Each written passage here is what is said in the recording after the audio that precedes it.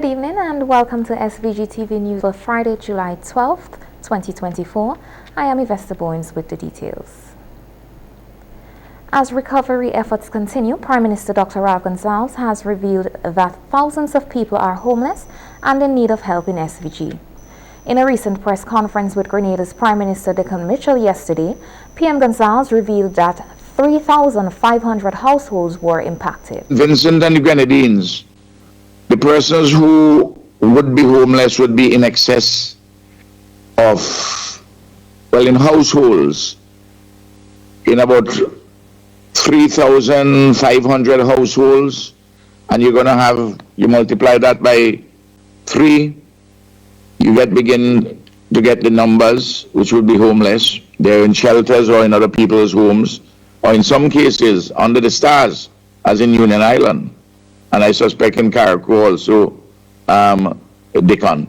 And then you have persons who are in need, which is a larger number than those who are homeless. And then, of course, those who are affected, which is yet a larger number. The Prime Minister added that students will have to attend school on mainland St. Vincent. There is no way you can have school on Union Island by September. So we have to repurpose buildings on St. Vincent. We have to bring the children here.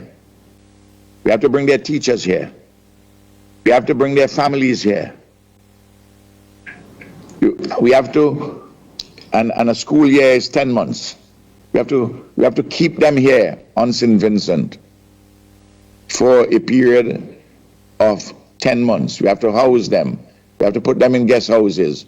We have to feed them. We have to provide transportation. We have to. Meanwhile, the devastation and destruction caused by Hurricane Beryl on small island developing states is being leveled at climate change, and Prime Minister Dr. Ralph Gonsalves wants it addressed urgently.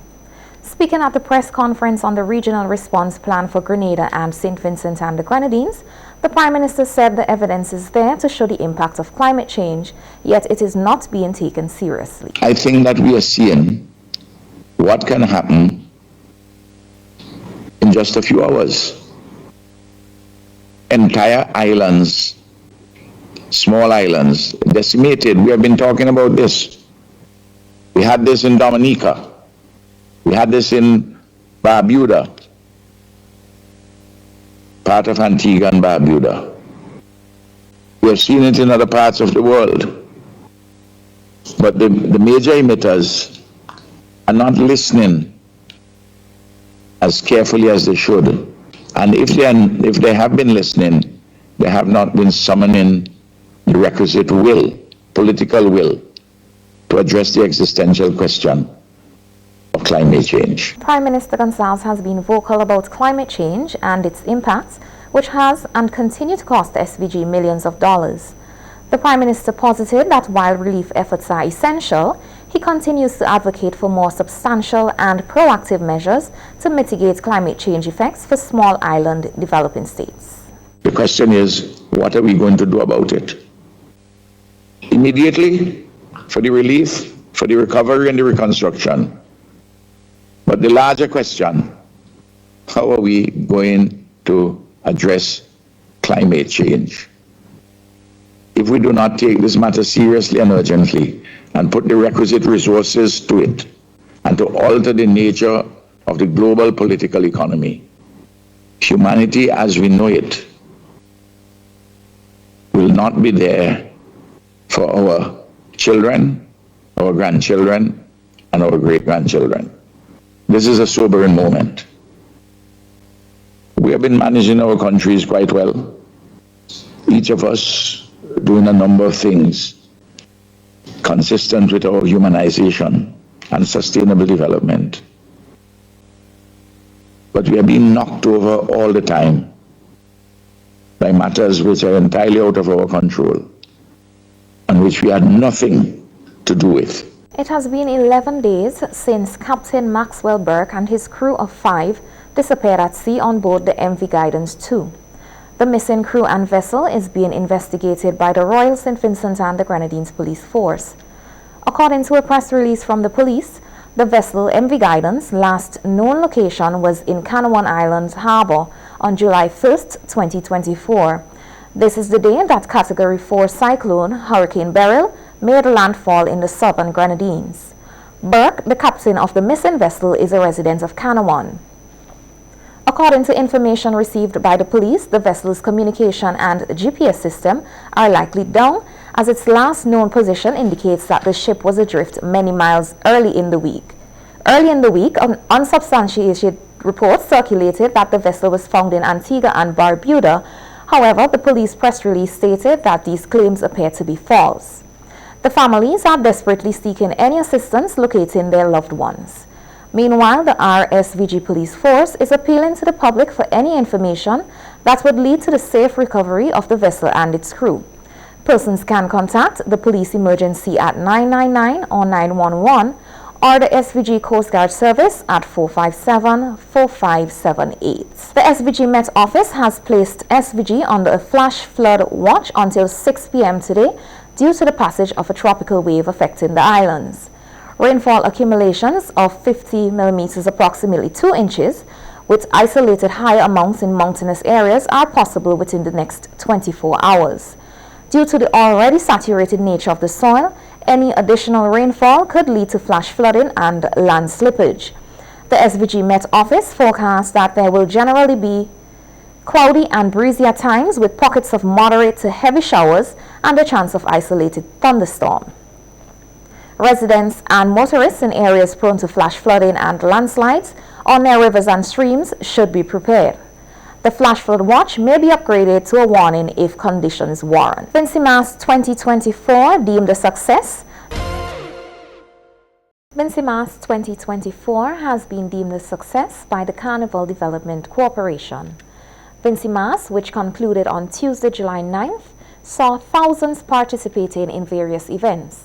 In an interview with SVG-TV News, Marketing and Development Officer with CDC, Ezzy Roberts, said despite the major challenges, including a Category 4 hurricane and time restrictions for execution of events, Vincy Mass was well received. It was a major success despite the challenges, and I can see persons gearing up for Vincy Mass 2025.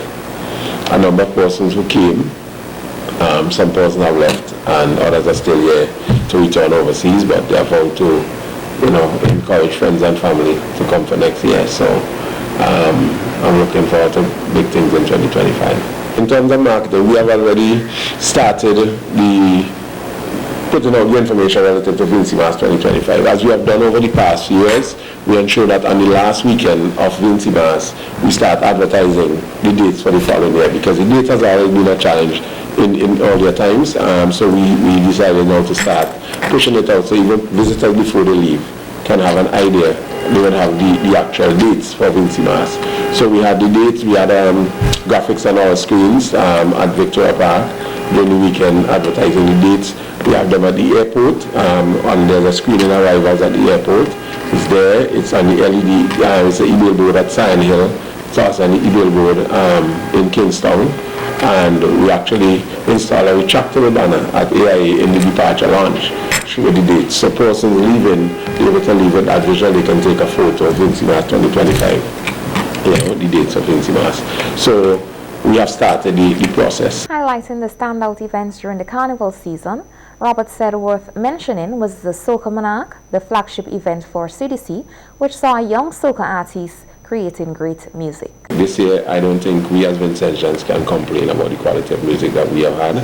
We've had some really hitting songs from some of these youngsters, and I think Soca Monarch is the stage where they get to showcase their talent and skill, and for them to even start becoming public and to build a fan base and so forth.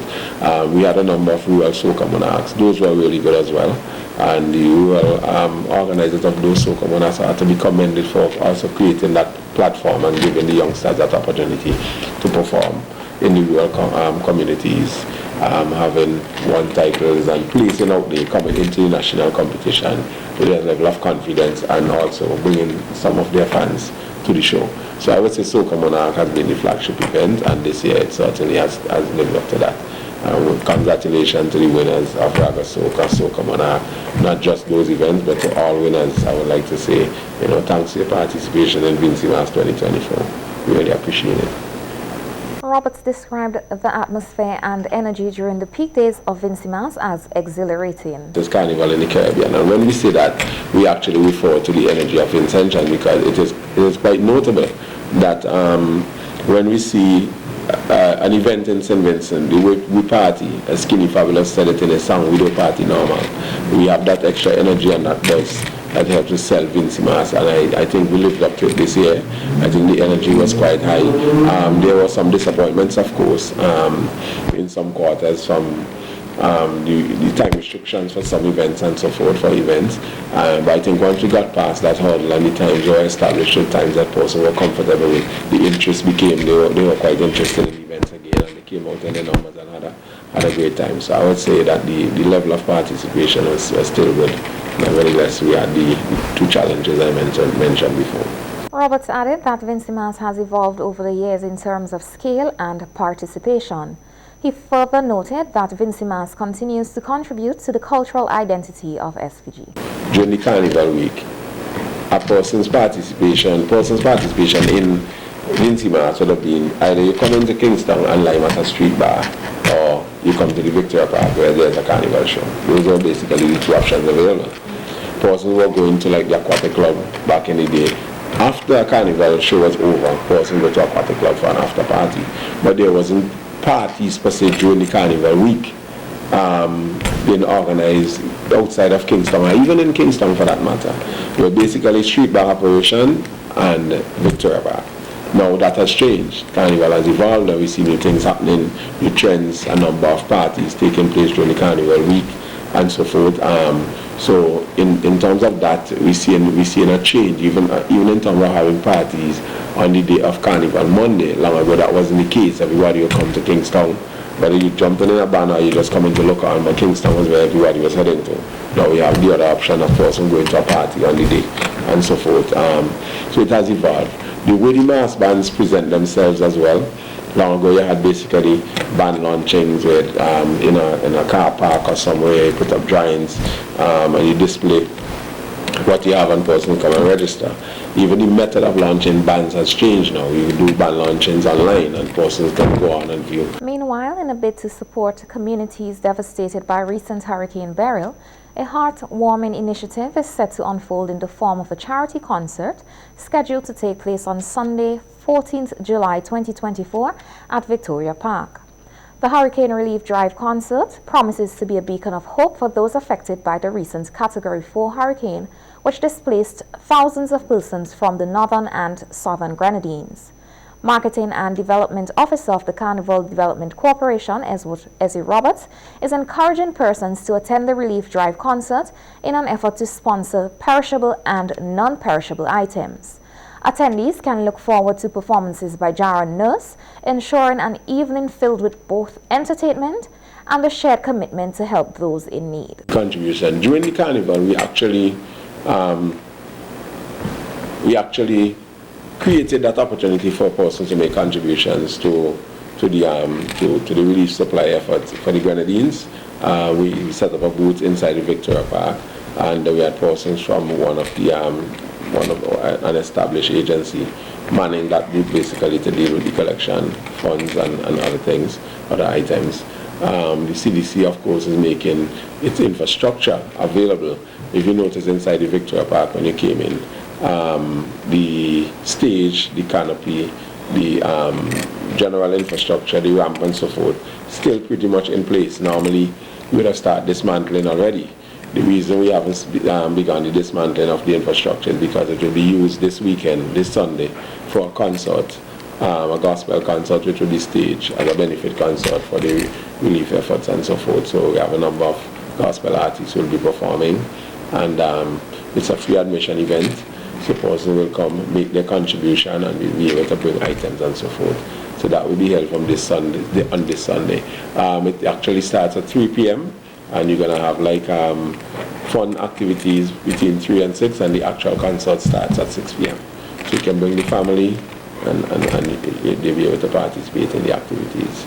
So that's been facilitated with the use of the CDC's infrastructure. Roberts noted that the recent carnival and private events were graced with donations from Tobagonian musician Marshall Montano, which stands as testament to the power of community-driven initiatives in fostering recovery and resilience in the face of natural disasters. So that when the decision was being made to host carnival, still allow activities to take place.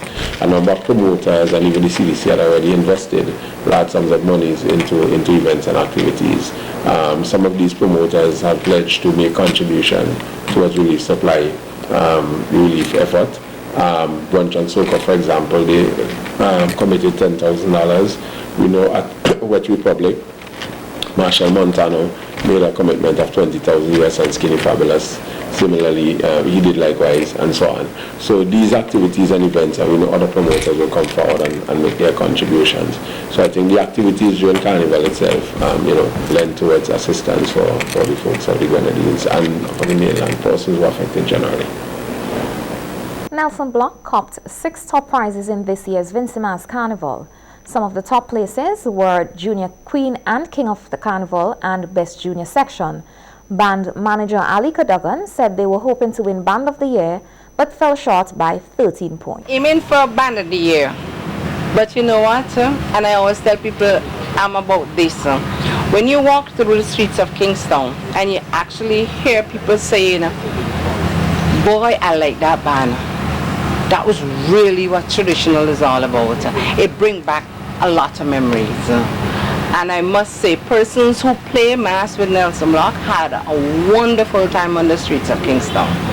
That, for me, is important. Yes, we're glad for the bragging rights. Yes, we wanted to see the money and everything like that, because obvious, you have bills to pay. But in the end, we capture the 5 to 9, we capture the 10 to 15, we capture the Junior Queen, the Junior King, the Junior Section, and the Junior Band of the Year. Yes, we placed 4th for sections. Well, we haven't brought the sections in a long time, but we placed 4th.